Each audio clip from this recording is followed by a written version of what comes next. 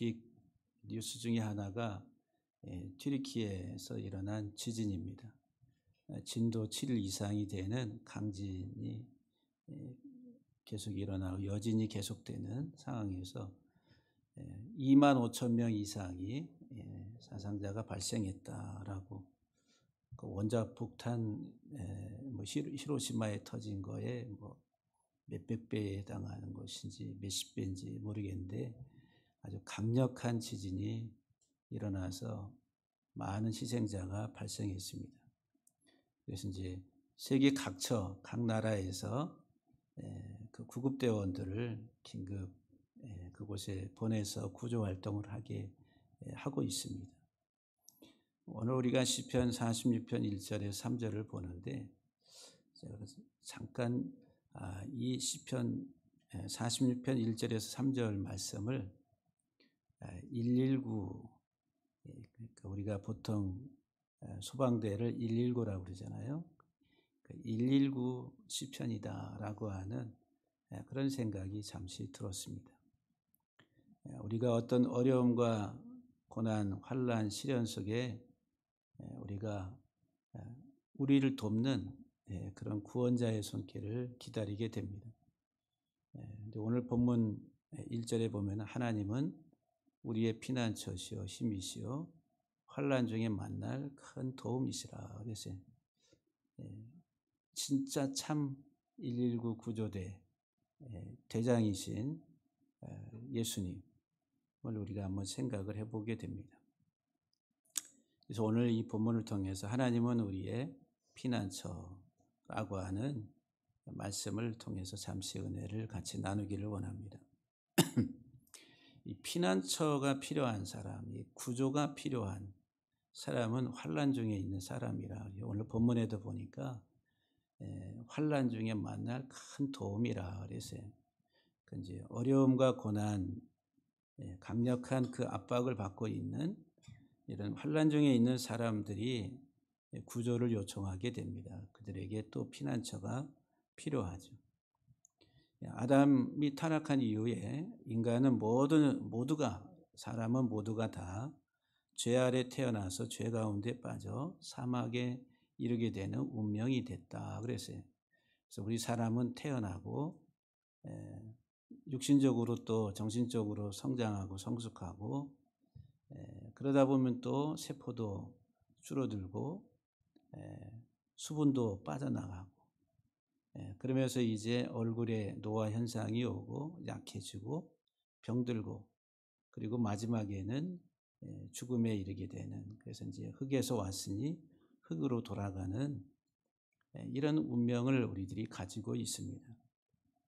그런데 우리가 죽고 그것으로 끝나면은 이 세상에서 마음껏 우리 의지대로 내 마음대로 마음껏 살다가 죽으면 되니까, 그러면 끝나니까, 소멸되고 사라져 버리니까 어떤 꼭 신앙이 필요한 것은 아니다라고 하는 거예요. 그런데 우리 사람은 그냥 이 세상 살다가 죽음으로 끝나는 소멸되는 존재가 아니고 죽음 이후에 또 영원한 삶이 있기 때문에, 그래서 우리들은 이 세상에서 어떻게 사느냐라고 하는 것이 아주 중요한데, 그런데 우리가 이 땅에 살아가는 인생들은 다 환난 중에 있는 인간이라, 사람이라고 하는 거예요. 다 위기에 처해 있는, 특별히 사망이라고 하는 절체절명의 위기에 처한 사람들이다라고 하는 거예요. 그래서 반드시 우리들은 도움이 필요한, 그리고 내가 피할 피난처가 필요한 사람입니다. 이것을 부정할 수가 없다라고 하는 거죠. 수요일의 문답 19문에 보면은 타락한 상태의 인간은 어떤 비참함에 놓여 있습니까? 라고 19문에 보면 그렇게 질문을 합니다. 거기에 대한 대답이 뭐냐면은 타락으로 인해 모든 인류는 하나님과의 교제가 단절됐고 하나님의 진노와 저주 아래 놓이게 됐다. 그럼으로써 이 세상에서 온갖 비참함과 죽음과 그리고 영원한 지옥의 형벌에 놓이게 됐다라고 소요리문답 19문에 답을 그렇게 하고 있습니다. 아담의 범죄로 인해서 모든 인류가 죄에 이르게 됐고 결국은 사망에 왔는데 그 비참함의 첫 번째가 뭐냐면 하나님으로부터의 단절이라는 거예요. 생명으로부터 우리의 생명의 근원 되신 하나님께로부터 단절됐다. 이것을 영적 죽음이라고 그래요. 영적으로 영적 생명을 상실한. 그래서 예수님이 오셔서 죽은 나사로를 살리시는 이적을 행하시잖아요.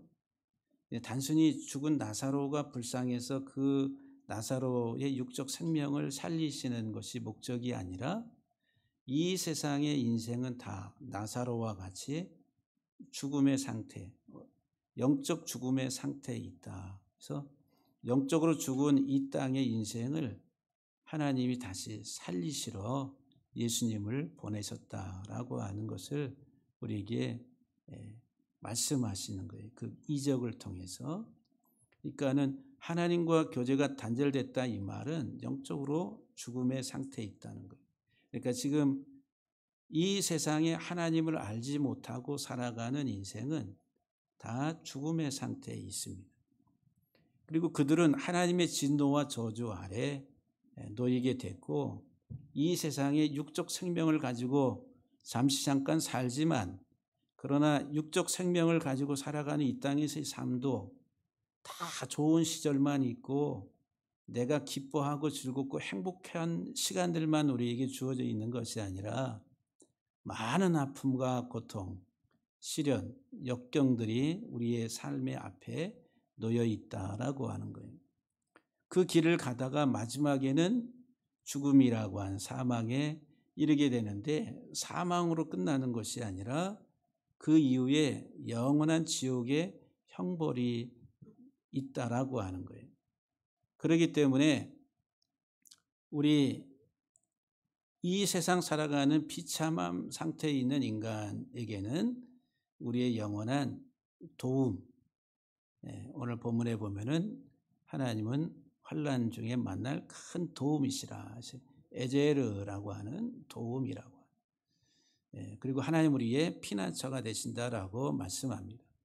로마서 5장 12절 말씀을 보면은 바울이 그러므로 한 사람 아담으로 말미암아 죄가 세상에 들어오고 죄로 말미암아 사망이 들어왔나니 이와 같이 모든 사람이 죄를 지었으므로 사망이 모든 사람에게 이르렀다라고 말씀합니다. 여기 한 사람 아담은 인류의 대표입니다. 대표. 여러분 우리가 어떤 회사와 회사의 어떤 계약을 하고 거래를 할 때에 누가 사인해요? 대표가 사인합니다. 그러면은 그 직원들이 수천 명이 되면은 그 직원들은 그 계약 속에 다 들어가 있는 거예요. 그러니까 아담 한 사람은 단순히 아담 한 사람만을 이야기하는 것이 아니라 온 인류의 시초일 뿐만 아니라 머리라는 머리, 시작이고 대표성을 가지고 있다는 거예요. 그래서 그 대표가 잘못하면은 모두가 다 잘못됨에 이르게 된다는 거예요. 그런 원리. 그것을 대표의 원리라고 합니다. 또 예수님이 오셔서 우리의 죄의 값을 지불하시고 우리를 그 죄로부터 자유와 해방, 구원을 얻을 수 있는 길을 열어놓으셨는데 그래서 이제 우리는 대표자이신 예수님의 그 공로를 힘입어서 믿음으로 말미암아 우리가 깨끗함을 받는다는 거예요. 첫째 아담은 범죄함으로 사망을 가져왔고 둘째 아담 또는 마지막 아담이신 예수 그리스도는 순종하심으로 하나님의 뜻에 순종하심으로 자기를 이 세상에 와서 우리를 위해 내어주심으로 우리에게 의가 됐다 아니면 생명을 가져오게 됐다라고 하는 거예요. 그러니까 로마서 3장 23절을 보면 모든 사람이 죄를 범하였음에 하나님의 영광에 이르지 못했다 그래요. 그러니까 모든 사람, 아담이 타락한 이후에 모든 인류는 죄 아래 태어나서 죄 가운데 삽니다. 그래서 여러분들 죄가 뭐냐? 우리는 도덕적, 윤리적 단순한 그런 개념으로 공자활, 맹자활하는 어떤 윤리적, 도덕적, 유교적 개념에서의 어떤 그런 죄 쉽게 생각하는데 이 죄라고 하는 것을 우리가 성경에서 우리에게 말하는 어떤 구체적인 그 개념 자체가 하나님의 말씀에서 떠나서 살아가는 삶 자체가 죄라. 하나님 말씀에서. 근데 하나님의 말씀에서 떠나도록 하나님에게서 떠나도록 하는 그 유혹하는 자가 있는데 그게 뱀이라는 거예요. 뱀, 사단이라. 사단. 그런데 이 뱀이 우리를 유혹하잖아요. 유혹. 뱀은 에덴 동산에서 아담과 하와를 유혹해서 하나님의 말씀에서 떠나고 불순종하게 했다는 거예요. 그럼 뱀이라고 하는 존재가 우리를 유혹할 때 무엇으로 유혹하냐 하면은 뱀의 정체성이 뭐냐 하면은 점친다 이 말이에요. 점치다. 그러니까 이것은 세상적 물질주의적인 이 환경 속에서 이 세상의 것에 집중하고 이 세상의 것을 추구하고 이 세상의 것을 사랑하고 이 세상의 것을 더 갖고 하는 욕망을 계속 불러일으키는 거예요. 그러므로 인해 가지고 그 삶 자체가 이 땅에 딱 자리 잡고 이 세상이 내가 사는 영원한 세상이다라고 이렇게 생각하게 만드는 그 생각 속에 살아가는 삶 자체가 죄라고 하는 거죠. 죄. 그래서 이 세상을 사랑하는 자에게는 하나님을 사랑함이 없다. 그들은 마지막 하나님의 심판에 이르게 된다라고 하는 거예요. 이제 포괄적인 죄의 개념이다라고 하는 거죠. 그래서 이 죄의 싹은 사망이라. 이런 삶을 살아가는 이 땅의 사람들. 그런데 우리는 이 세상에서 그런 삶에 대해서 그게 뭐가 죄가 돼라고 우리 윤리적으로 도덕적으로 이렇게 따지고 물을 수가 있습니다. 그러나 성경은 우리에게 분명하게 말씀하고 있어요. 아담이 하나님의 말씀에 거역을 하고 죄를 범해서 타락한 이후에 그 아담 한 사람으로 인해서 이 세상에 죄가 들어오고 그 죄로 말미암아 모두에게 사망이 왔다. 그 사망 이후엔 또 영원한 지옥의 형벌이 있다라고 하는 것을 분명하게 성경에 우리에게 말씀합니다. 그래서 우리가 이 세상을 살아가는데 내가 처해 있는 현재 상황을 인식하는 사람, 지금 내가 어떤 존재라고 하는 것을 바르게 인식하는 사람이 피난처를 찾게 됩니다. 우리도 우리 한국에서 어떤 재난을 당하게 되면은 제일 먼저 침몰되는 뱃속에서 또는 건물이 무너져 내리고 하는 그런 사고 현장, 또 교통사고 현장 속에서 그런 위급한 상황 속에서 제일 먼저 어디에다가 전화를 해요? 119에 전화해요. 왜요? 지금 너무 다급하고 위급한 상황이니까, 긴급 구호가 필요한 상황이니까 119에 전화한다는 말이에요. 그런데 지금 이 세상에 살아가는 인생이 다 그런 위급한 상황인데 몰라. 우리는 잘 살고 있어. 우리는 따뜻하게 살고 있어. 부유하게 살고 있어. 넉넉하게 잘 살고 있어. 몰라요. 자기의 현재의 영적 상황이 어떤 상황인지에 대해서 모른단 말이에요. 그러니까 피난처가 필요하지 않아요. 어떤 구조의 손길이 필요하지 않다라고 하는 거예요. 진짜 내 삶의 현재 영적인 상황이 얼마나 비참한 상황인지를 깨달은 사람은 그 상황 속에서 구조를 요청하게 된다라고 하는 거예요. 그런데 우리들은 세상에서 사람들이 위기나 어떤 비참한 상황 속에 있게 될 때에 어떤 피난처를 우리는 찾아요. 우리는 물리적으로 세상적으로 119 구조대를 요청하고 그럽니다.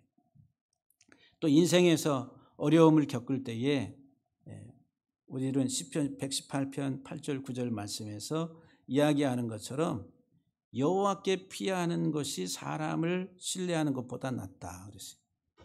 이 땅에 살아가는 사람들은 자기가 어떤 도움이 필요할 때에 사람을 찾아간다는 거예요. 사람. 그렇죠. 이게 이제 하나의 우리가 살아가는 삶이 이 세상에서의 실제적인 모습이다라고 하는 거예요. 여호와께 피하는 것이 고관들을 신뢰하는 것보다 낫다. 우리들은 세상에 지위가 있는 사람, 권세가 있는 사람, 높은 자리에 있는 사람, 좀 잘 봐주세요. 내가 이렇게 어려움을 겪고 있는데 좀 해결해 주세요. 세상의 하나의 세상 논리, 세상의 삶의 하나의 원리들과 같다라고 하는 거예요. 그리고 우리들은 이런 세상적 구조 속의 시스템 속에서 질서 안에서 높은 곳을 찾아가는 그런 하나의 그 처세술에 익숙해 있다라고 하는 거예요. 그러나 이제 우리가 영적인 우리들의 삶의 모습을 볼 때에 우리는 이 세상에 살아가면서 그런 많은 문제들도 영적인 문제에 기인한 것이 대부분인데 그 근본적인 우리의 인생의 피난처가 되시는 그 하나님을 알아보지 못하고 바라보지 못하고 살아간다라고 하는 거예요. 그래서 오늘 시편에서 시편 기자는 우리에게 하나님은 우리의 피난처시니, 그래서 하나님은 우리의 피난처시니, 문두에 문장의 서두에 제일 앞에 엘로힘 라누 마세, 그래서 엘로힘 하나님이 제일 먼저나요. 하나님. 라누 그래서 우리를 위한, 우리를 위해 뭐 이런 그 피난처시다. 마세 피난처라고 하는. 하나님은 우리의 피난처시다. 한번 따라합시다. 하나님은 우리의 피난처시다. 하나님 우리의 피난처시라는 거예요. 네. 정말 여러분들이 살아가는 여러분들의 인생의 삶에 그 안전한 피난처이신 그 하나님을 얼마만큼 알고 계십니까? 시편 기자는 왜 하나님은 우리의 참 피난처가 되시는가? 우리는 어려움을 만나면은 세상에 많이 가지고 있는, 내가 경제적으로 타격을 입고 그렇게 됐을 때 누구 찾아가요?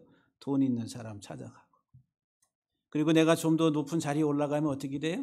거기서 과장님, 부장님, 회장님 해가 또 높은 지위에 있는 사람한테 잘 보이고 그리고 좀 올라가려고 그래. 우리 세상의 처세술과 세상의 논리라고 하는 거예요.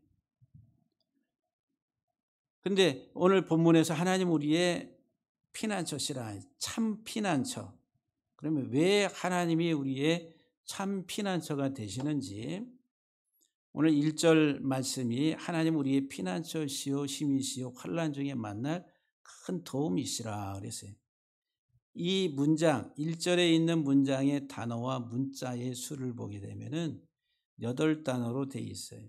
엘로힘 라누 마세 파우스 뭐 해가지고 밑에 메오드까지 해서 8단어로 되어 있습니다. 8단어. 근데 8단어다 이렇게 문장이 원래 히브리어로 되어 있는데 이 히브리어의 1절의 문장이 8단어로 되어 있다. 근데 이 8단어마다 자음이 다 있는데 엘로힘 그러면은 5자음으로 되어 있고 첫 번째. 그래서 이 자음의 이 수가 전부 다 31개라고 하는 31. 8단어와 31의 문자로 구성되어 있는 문장이에요. 이렇게 이제 수를 가지고 해석하는 해석법을 수비학이라고 그러는데 히브리 전통의 성경 해석법이 39가지가 있는데 그 중에 하나가 이래 수를 가지고 성경을 해석하는 거예요. 그런데 하나님은 수학의 하나님이세요. 과학의 하나님, 과학을 또는 수학이다 이렇게 표현을 하는데 수의 하나님, 아주 정확하고 과학적이신 하나님이라. 이게 탁탁탁 들어맞는다라고 하는 거죠. 그래서 우리가 이제 성경에 많은 수들이 기록이 되어 있는데 그 수들의 용례들을 쭉 찾아보면은 그 의미들을 우리들이 발견할 수가 있습니다. 그래서 이제 이 8단어와 31문자를 더하면은 39라고 하는 수가 나와요. 그러면 39. 하나님은 39의 하나님이시다. 하나님은 우리의 피난처이신데 그 하나님은 39의 의미를 가지고 있는 하나님이에요. 39. 39라고 하는 수가 성경에 먼저 정의를 내리면은 유일하신 여호와 하나님의 구속의 사랑이 우리의 피난처가 되신다는 거예요. 이 첫 번째 문장, 하나님은 우리의 피난처시요 힘이요 환난 중에 만날 큰 도움이시라고 하는 1절 문장이 우리에게 주는, 요약해서 주는 핵심적인 내용, 피난처시요 힘이고 도움이신 그 하나님은 어떤 하나님이냐면은 유일하신 여호와 하나님이신데 그분은 우리를 구속하시는 구속자다라고 하는 거예요. 그래서 이 유일하신 여호와 에하드라고 하는 이 7 문자의 숫자 값이 39라고 하는 거예요. 그 다음에 구속자라고 하는 기업 물을 자, 구속자, 값을 지불하고 다시 되사다라고 하는 개념의 이 구속자 학고엘이라고 하는 4 문자의 숫자 값이 39라고 하는 거예요.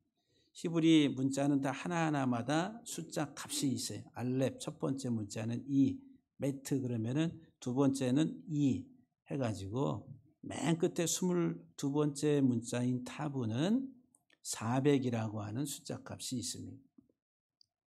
그래서 이제 유일하신 여호와, 한 분이신 여호와 할 때 여호와 에하드 그래요. 그게 39. 그리고 그 구속자라고 할 때 정관사 더가 붙어가지고 그 구속자 할 때 학고엘 그러면은 이것도 39라고 하는 숫자라 하죠. 근데 39는 3과 13이라고 하는 소수로, 그러니까 약수가 3과 13이라고 하는 두 개의 소수를 가지고 있습니다. 그러니까 3 곱하기 13 하면은 39라는 얘기예요. 그러면 13이라고 하는, 3이라고 하는 수는 정삼각형의 완전함, 완전수라고 그래요. 가장 안정적인 구조, 완전을 상징하는 거예요. 그리고 확실함을 이야기합니다. 그래서 우리가 3세번 많이 이야기하잖아요. 가위바위보, 3번. 그래, 3세번, 3번 하자고. 3번 하자 이 말은 확실하게 하자, 확실하게. 그러면서도 완전하다는 거예요.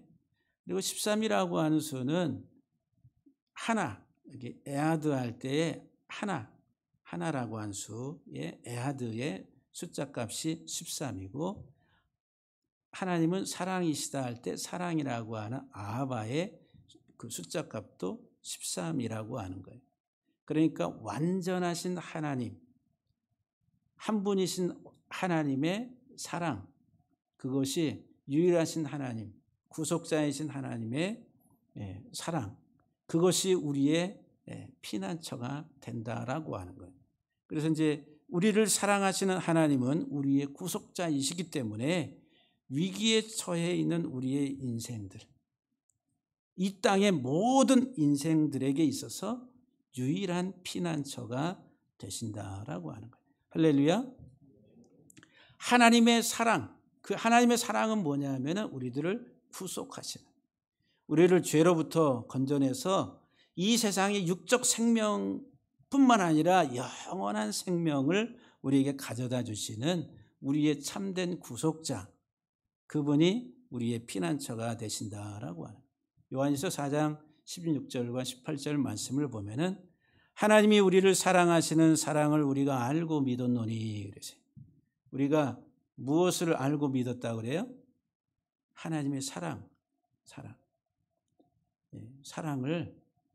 하나님 우리를 어떻게 사랑하시는지 그 하나님이 우리를 사랑하시는 사랑을 알고 믿었노니 하나님은 누구시라고? 사랑이시라고. 하나님은 사랑이라 사랑 안에 거하는 자는 하나님 안에 거하고 하나님도 그의 안에 거하느니라. 사랑 안에는 두려움이 없고 온전한 사랑이 두려움을 내쫓나니 두려움에는 형벌이 있음이라. 두려워하는 자는 사랑 안에서 온전히 이루지 못하였다라고 말합니다. 산이 흔들리고 진동하고 바다가 흉룡하고 솟고 하는 그런 난리 상황 속에서 오늘 시편 2절과 3절 말씀에 내가 두려워하지 아니하리로다. 왜 두려워하지 않아요? 우리는 하나님의 사랑이라고 하는 구속의 품 안에 들어가 있기 때문에 나는 두려워하지 아니할 것이다. 절대로 두려워하지 않는다는 것. 뭐를 아는 사람이, 나를 사랑하시는 하나님의 사랑을 아는 사람, 내가 어떤 존재인데 하나님 그럼에도 불구하고 나를 사랑하시고 있다는 그 사랑을 아는 사람은 절대 두려워하지 않습니다. 땅이 진동하고 꺼지고 바닷물이 흉룡하고 이 어떤 충격이 오더라도 흔들리지 아니한다라고 하는 것. 유다서 1장 21절에 하나님의 사랑 안에서 자신을 지키며 영생에 이르도록 우리 주 예수 그리스도의 긍휼을 기다리라 그랬어요. 하나님은 누구시라고요? 사랑이시라고. 우리를 사랑하시는 하나님의 그 사랑은 구속의 사랑이다라고 하는 거예요. 두 번째 우리가 이제 이 피난처라고 하는 마세라고 하는 피난처, 핫사라고 하는 피난하다 도피하다 하는 동사에서 파생된 명사형인 마세입니다. 문자 네 문자로 되어 있는데 문자의 숫값에서 그 피난처의 의미를 찾아볼 수가 있어요. 숫자 값에서 마세는 피난처인데 네 문자 맴, 헤트, 사멕, 헤라고 하는 네 개의 문자. 히브리 문자는 오른쪽에서 왼쪽으로 읽는다고 그랬죠. 여러분 제가 여러 차례 말씀을 드렸는데 항상 새로워요. 오른쪽에서 왼쪽으로, 그러니까는 맴, 헤트, 사멕, 해에서 요 맴은 40의 수 값이고 헤트는 8번째 문자로 8의 수 값이고 사멕은 15번째 자음인데 60이라고 하는 숫자 값을 가지고 있고 해는 5번째 문자로 5라고 하는 숫자 값을 가지고 있어요. 그래서 이 네 문자의 숫자 값을 다 더하니까 113이라고 하는 소수가 나옵니다. 소수는 중요한 수다는 거예요. 개념이 소수는 자기와 일 외에는 나누어지지 않는 수, 나는 소중해, 이런 이제 그런 개념이에요. 중요한 수다라는 거예요. 그런데 이 113이라고 하는 이 소수가 몇 번째 소수냐 하면은 수학에서 30번째 소수가 돼. 30번째. 30번째 소수에 해당하는 거예요. 1 넘어서서 2가 첫 번째, 그 다음에 3, 그 다음에 4는 2로 나눠지니까 아니고 5가 소수가 되고 이런지 1과 자기 외에는 다른 수로 나누어지지 않는 것을 소수라고 하는데 아주 소중하다는 거예요. 나는 소중해. 그런 소수. 근데 이 113이라고 하는 수가 30번째 소수로 수의 속성에 있어서 30에 해당한다는 거. 30. 그래서 수 30은 성경에서 우리 죄를 대속하신 예수 그리스도를 나타냅니다. 그러니까 피난처가 누구라고요? 예수님이라는 거예요. 피난처는 누구시라고? 예수님. 하나님은 우리의 피난처시니 그랬어요. 그 왜 하나님이 참 피난처가 되시느냐 했어요. 그분 우리에게 예수 그리스도를 이 세상에 보내서 우리를 비참함으로부터 보호하시고 구원하시는 하나님이기 때문에 우리의 참 피난처가 되신다라고 하는 거예요. 그래서 성경에서 우리가 수 30을 이렇게 쭉 찾아보면은 어디에 사용되어 있는지 그것들을 우리가 발견하게 됩니다. 첫 번째로 사용된 이 30의 어떤 용처들을 보게 되면은 홍수 때 방주를 만들려고 그러죠. 방주의 높이가 30규빗이에요. 길이는 300규빗, 높이는 30규빗. 그러니까 이 30규빗 하면은 1규빗을 우리가 대충 50cm로 잡으면 50cm, 여기에서 여기까지 길이를 규빗이라고 그래요. 1규빗 그러면 50cm. 그러면 30규빗이면은 몇 cm예요? 3, 5, 15. 그럼 높이가 몇이에요? 15m. 방주의 높이가 약 15m 되는 크기로 지어라 이겠어요. 그리고 솔로몬의 성전을 지을 때, 솔로몬이 성전을 지을 때 성전의 높이가 30규빗입니다. 그리고 이제 하나님이 이스라엘 백성들을 애굽에서 이끌어내서 말씀을 주시고, 그리고 두 번째로는 성막의 모형들을 주셔요. 성막을 만들라고. 그 성막을 만드는데 이 울타리가 있고 울타리 안에는 이제 성막을 졌습니다. 근데 그 성막은 성소와 지성소로 나누어지는데, 성소와 지성소의 길이가 30규빗이다라고 하는 거예요. 그리고 솔로몬이 성전을 졌을 때에 솔로몬 성전에 이 물두멍이라고 하는 거 있어요. 제사를 드리면은 제사장들이 양을 잡고 소를 잡으면은 이 묻은 피들을 닦는 이 세숫대야 같은 것을 물두멍이라고 그러는데, 그 둥그렇게 생긴 물두멍의 둘레가 30규빗이다라고 하는 거예요. 그러니까는 이 일본에서 30의 수는 방주 성막과 성전과 관련돼서 사용됐다. 그리고 방주 성막 성전은 누구를 설명하는 것이냐면은 예수 그리스도를 나타내는 하나의 상징하는 것들이다라고 하는 거예요. 그리고 두 번째로는 제사장들이 직무를 수행하는 나이가 있어요. 나이. 그 제사장들이 직무를 수행하는 나이가 30세. 근데 레위 지파가 성막에서 봉사할 때 봉사의 나이는 25세. 근데 제사장들은 30세라. 예수님이 공생에 시작하실 때 나이가 30세쯤 됐더라. 누가복음에서 기록하고 있습니다. 그러니까 이 30은 제사장으로서의, 예수님이 이 세상에 오셔서 우리를 위해서 희생의 제사를, 그 제물은 자기 자신의 생명을 내어주심으로 희생의 제사를 드린 대제사장으로서의 예수 그리스도를 설명하는 숫자가 30이다라고 하는 거예요. 세 번째, 이 30은 우리 죄를 대속하기 위한 예수 그리스도의 핏값이다라고 하는 거예요. 핏값. 이거는 복음서에서 가룟 유다가 예수님을 대제사장들에게 팔아 넘길 때에 그 은 30세겔을 바꿔서 팔아 넘깁니다. 그 은 30세겔은 출애굽기에 보게 되면은 노예, 종, 남녀 종 한 사람의 몸값이 30세겔이다. 어떤 사람이 고의로 말고 실수해가지고 때려가지고 종을 죽였어요. 그러면 그 종에 해당하는 그 값이 은 30세겔이다라고 하는 거예요. 그래서 이 숫자 30이라고 하는 이 피난처의 개념이 뭐냐면은 우리의 죄값을 십자가에서 피 흘려 지불하신 예수 그리스도가 우리의 피난처시다라고 하는 거예요. 피난처 있으니 환난을 당한 자 이리 오라. 예수 그리스도는 우리의 영원한 피난처가 되세요. 그 세상 어디에도 내가 안전하게 거할 수 있는 안전한 가옥 피난처는 없습니다. 오직 주님만이 우리의 영원한 피난처가 되신다라고 합니다.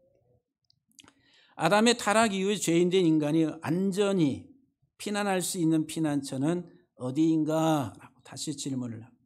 결론적으로 말해서 우리 죄를 대신해서 십자가에서 죽임당하신 예수 그리스도 어린 양이신 예수 그리스도만이 우리의 유일한 피난처시다라고 하는 피난처.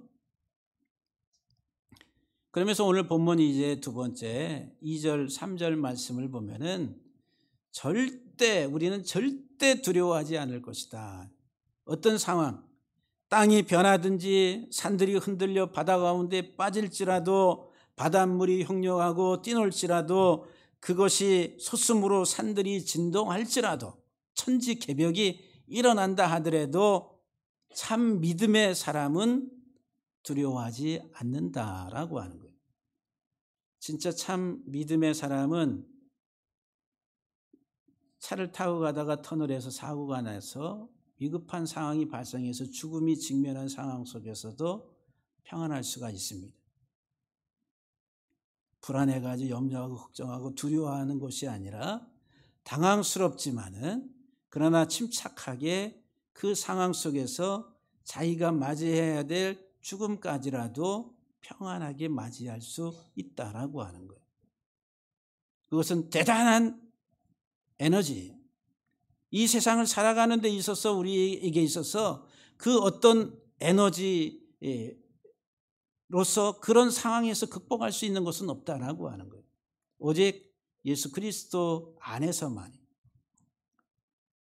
지금 여기 땅이 변하고 산들이 흔들리고 바다 가운데 별일이 다 일어나.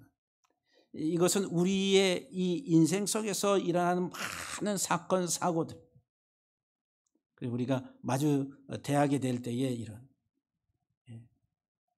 저도 갑자기 갈비뼈에 암이 종양이 있어가지고 이거 빨리 수술해야 됩니다라고 그것을 발견했을 때에는 어떻게 되겠어요? 아, 이제 다 됐나? 그 종양 덩어리가 작은 게 아니라 이만한 건데 1cm 자라는데 뭐 10년 이상이 암세포가 돼야지 암세포가 된다고 그러는데, 아니 이 정도 크기면은 이제 그러니까는 큰일 났다, 끝났다. 그런데 그 상황에서 그냥 평안한 거예요. 평안한. 그냥 맞이하고 뭐 수술하면 되지. 수술해서 다시 건강 찾으면 되지. 하나님의 주권 속에 있으니까 사는 것도 죽는 것도 다 주의 뜻이니까. 그런데 하나님이 데려가 가실 것 같지는 않다라고 하는 그런 확신이 있었는데, 지금도 마찬가지로 여러 많은 우리 인생에 들이닥치는 그런 사건 사고들이 있잖아요. 그런데 예수 그리스도를 참 제대로 믿는 사람은 세상이 요동하고 흔들려도 두려워하지 않는다는 거예요. 두려워하지 않습니다. 두려워하는 사람들은 원망하고 폭발하고 짜증나고, 여기 흔들리고 변하는 지금 우리의 감정도 살겠네 못 살겠네 하면서 온갖 현상들이 나타날 수가 있다는 거예요. 여러분들이 담대할 수 있기를, 절대 두려워하지 않게 되기를 주의 이름으로 축복합니다. 여기 2, 3절에 단어와 문자의 수에서 두려워하지 않는 이유를 찾아볼 수가 있어요. 그러므로 땅이 변하든지 산이 흔들려 바다 가운데 빠지든지 바닷물이 솟아나고 뛰놀든지 그것이 넘침으로 산이 흔들릴지라도 우리는 두려워하지 아니하리로다. 14단어로 되어 있어요. 14, 성경에서 14는 구속입니다. 구속. 14단어인데 이 전체 문자 수가 66 문자예요. 66.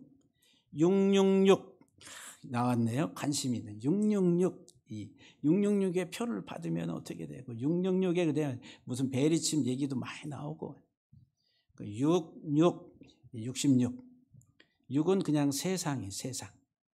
66 세상을 상징하는 수다라고 보시면 돼요.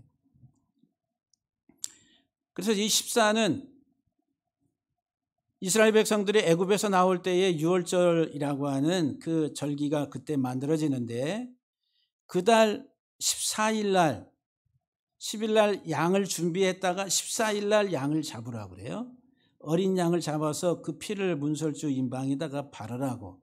그러면 죽음의 사자가 그 집을 뛰어넘어가서 그 집에 아이 장자는 죽지 아니할 것이다 라고 하면서 이제 그 유월절 날 쓴나물과 양고기를 먹고 그 다음에 나오게 됩니다.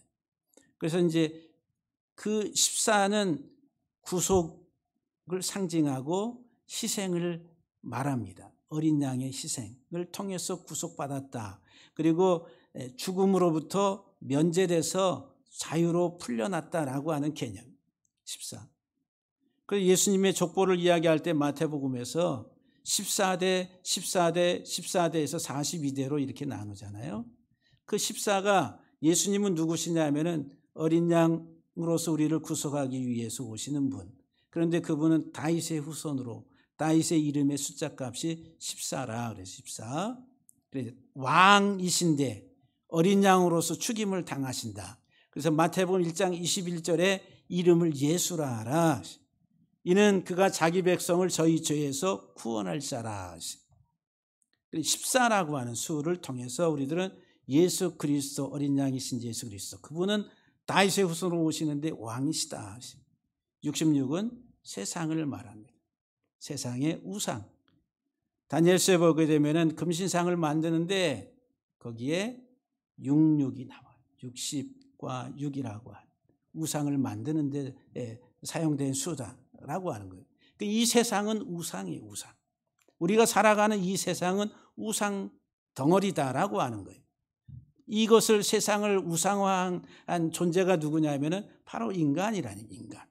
세상을 사랑하고 세상을 추구하고 세상의 가치 속에서 내가 뭔가 존재감을 가지려고 그러고 하는 이 세상의 아름다움을 보고 보암지 먹음지 탐스럽기도 한지라 해가지고 그 사단의 말에 속아가지고 온갖 세상적 삶으로 추구해가는 그 삶 자체가 우상화돼 버린 거예요. 우상. 꼭 무슨 신상을 만들어서가 아니라 우리의 의식구조 사고 체계가 그 우상을 섬기는 삶으로 살아왔다라고 하는 거예요. 그 우상 숭배자가 저기 어떤 다른 신의 어떤 불상을 놔두고 아니면 저기 가서 뭐 정한수 떠놓고서 뭐 이런 사람들이 우상 숭배자가 그런 사람들만 단순히 이야기하는 건 종교로서의 우상 숭배이고 영적으로서의 우상 숭배는 하나님보다 다른 것들을 더 사랑하는 것 자체 그 삶이 우상이다는 거 우상. 하나님을 피난처로 삼은 사람은 세상으로부터 우상으로부터 구속되어 구속은 출애굽입니다. 세상의 삶을 사는 자들로 새 생명의 삶을 사는 자들로 절대 두려워하지 않는다라고 하는 거예요. 이 세상의 것들로 흔들리지 않는다라고 하면 그 사람은 새 생명이에요. 그래서 14는 구속인데 뭐로부터? 세상으로부터 구속. 그래서 이 더하니까 80이에요. 80은 8의 수의 개념. 새 출발. 중생, 거듭남이라고 하는 거예요. 그러니까 세상으로부터 구속받은 중생의 삶을 살아가는 사람들은 이 세상이 요동한다 할지라도 흔들린다 할지라도 육적인 우리의 삶이 어떻게 된다 할지라도 흔들리지 않는다는 거예요. 절대로 두려워하지 아니하리라고 하는 말씀입니다. 베드로전서 1장 18절 말씀 속에 너희가 알거니와 너희 조상이 물려진 헛된 행실에서 대속함을 받은 것은 은이나 금같이 없어질 것으로 된 것이 아니요 오직 흠없고 점없는 어린 양 같은 그리스도의 보배로운 피로 된 것이라. 너희가 거듭난 것은 썩어질 씨로 된 것이 아니요 썩지 아니할 씨로 된 것이니 살아있고 항상 있는 하나님의 말씀으로 되었다 그랬어요. 어린 양, 보배로운 어린 양의 피로 우리가 대속함을 받았는데 우리가 거듭난 것은 하나님의 말씀으로 됐다는 것이죠. 그 말씀이 뭐라고요? 어린 양 예수라고요. 이 성경이 하나님의 말씀인데 창세기에서 계시록까지 어린 양 예수를 우리에게 창세기 계시록까지 쭉 이야기합니다. 이 어린 양 예수로 구속받으라고 이 어린 양 예수로 중생의 거듭남의 삶을 누리라고 하는 말씀이다라고 하는. 세 번째 마지막으로 살펴볼 수 있는 것은 여호와로 피난처를 삼은 자들의 삶은 승리하는 삶이다 하는 거예요. 1절에서 3절까지 전체 22자음 단어로 되어 있어요. 22단어로. 그리고 문자 수는 쉬운 7문자로 되어 있습니다. 그러니까 이 22과 97문자를 더하니까 숫자가 몇이 나와요? 묘하게 119가 나옵니다. 119 소방대 구급대가 나와요. 예? 그래서 이제 119. 그래서 이제 이 시편 46편은 119다. 119. 119라고 하는 거. 119라고 하는 이 수도 소수입니다. 아주 중요한. 97도 소수. 25번째 소수. 119는 7과 17로 이렇게 나누어지는 약수를 가지고 있습니다. 그래서 17은 또 7번째 소수. 그래서 이제 17과 7은 같은 속성을 가지고 있다는 거예요. 어떤 속성이냐면 승리라고 하는, 안식이라고 하는 거. 안식. 7째 날 안식하셨다고 그러잖아요. 일곱째 날 쉬셨다고 그랬어요. 그러면 이 안식 7째 날 쉬는데 7이라고 하는 개념의 의미는 뭐냐 하면은 승리했다는 거예요. 승리. 전쟁이 종식돼야지 쉼이 있는 거예요. 안식이 있는 거예요. 전쟁이 계속 되는데 대적이 완전히 죽고 그다음에 그 대적이 완전히 사라지지 않을 때는 어떤 협정을 통해 가지고 잠시 중단된 상황이고 대적이 완전히 괴멸됐을 때에는 그 다음에는 이제 완전 평화가 그게 이제 승리의 상태라고 하는 거예요. 그래서 첫째 날에서 여섯째 날까지는 영적 전쟁하는 날이에요. 저와 여러분들이 첫째 날에서부터 여섯째 날까지는 이 세상을 살아가는데 전쟁하는 거예요. 전쟁. 그래서 저와 여러분들이 군대의 군사 전쟁. 근데 일곱째 날은 전쟁을 승리로 이끌었으니까 쉰다, 안식한다 이 말이에요. 그래서 이제 17은 사망으로부터의 승리인데 이것은 이제 아주 중요하게 성경에서 승리를 이야기합니다. 그래서 22단어는 자음수가 22개로 알파벳이, 그래서 이제 이 말씀을 말해, 말씀, 빛. 그래서 등잔대가 22개입니다. 성경에.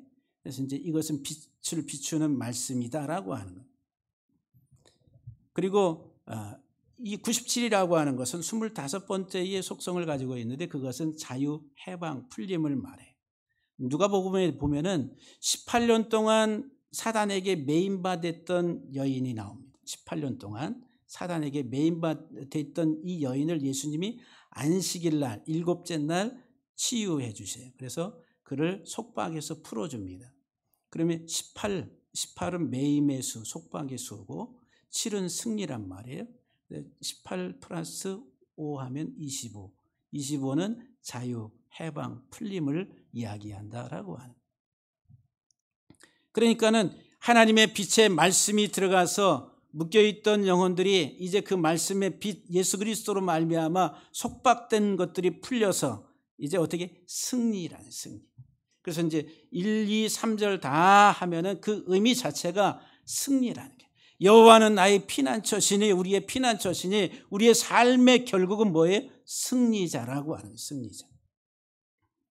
그래서 이제 이 죽음을 이기는 승리를 이야기합니다. 노아가 600세 되던 해에 두 번째 달 곧 그 달 11의 날 17일 때에 이제 깊은 샘들이 터지고 하늘의 창들이 열리면서 물이 막 쏟아집니다. 밑에서 올라오고 하늘에 떨어지고 홍수가 시작이 돼요. 근데 노아와 그 가족만이 방주에 들어가서 구원을 얻습니다. 그날이 며칠이라고요? 17일이라고 하는 거예요.